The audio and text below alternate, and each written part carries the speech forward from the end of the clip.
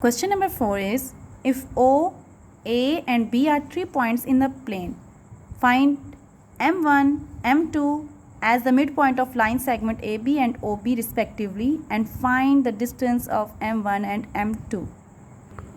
Question number 4 में आपको O, A और B कोई पॉइंट दिए गए हैं।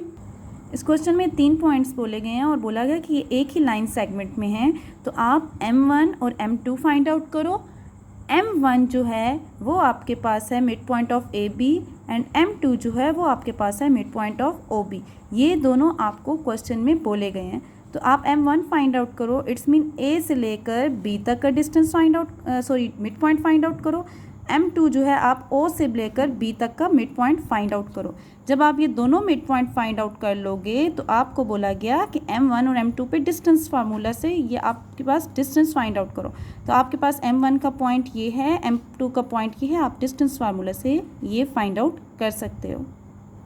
सारे मैथमेटिकली स्टेप्स करने के बाद आपके पास M1 और M2 का डिस्टेंस आ जाएगा, which is 3/2। Question number 5, show that the diagonal of a parallelograms having vertices A, B and C, D bisect each other। इस क्वेश्चन में ये बोला गया है कि आप एक पैरेललोग्राम बनाओ, उसके डायगनल्स बताओ कि वो दोनों डायगनल्स जो हैं वो एक दूसरे को बाइसेक्ट कर रहे हैं किसी पॉइंट पे कि नहीं।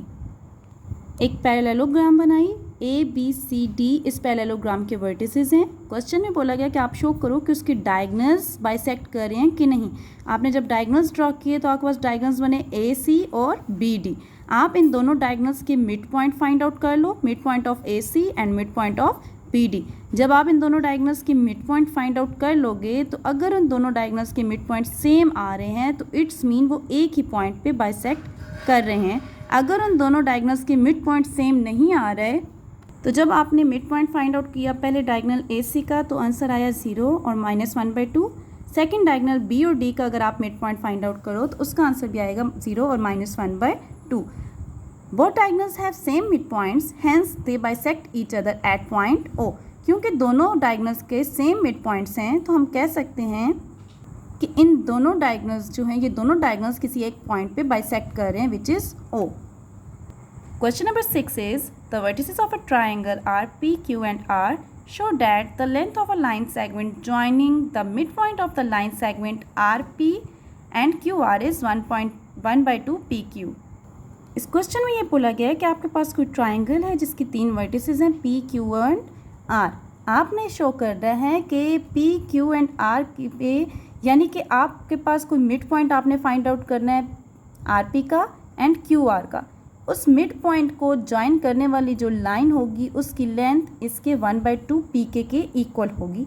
अब आप सबसे पहले एक ट्राइंगल बनाओ P, Q एंड R।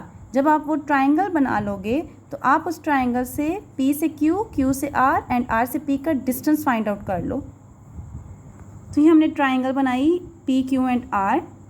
ये आपके पास 3 वर्टिसेस हैं। P से Q का डिस्टेंस फाइंड आउट कर लिया, Q से R एंड R से P, तीनों डिस्टेंस आपने फाइंड आउट कर लेने हैं। उसके बाद क्वेश्चन में ये बोला गया कि PR एंड QR का मिड पॉइंट आप फाइंड आउट करो। जब आप तीनों की डिस्टेंस फाइंड आउट कर लोगे डिस्टेंस फार्मूला से तो क्वेश्चन के मुताबिक आपने PR का मिड पॉइंट फाइंड आउट कर लेना है मिड पॉइंट फार्मूला से, QR का मिड पॉइंट फाइंड आउट कर लेना है मिड पॉइंट फार्मूला से।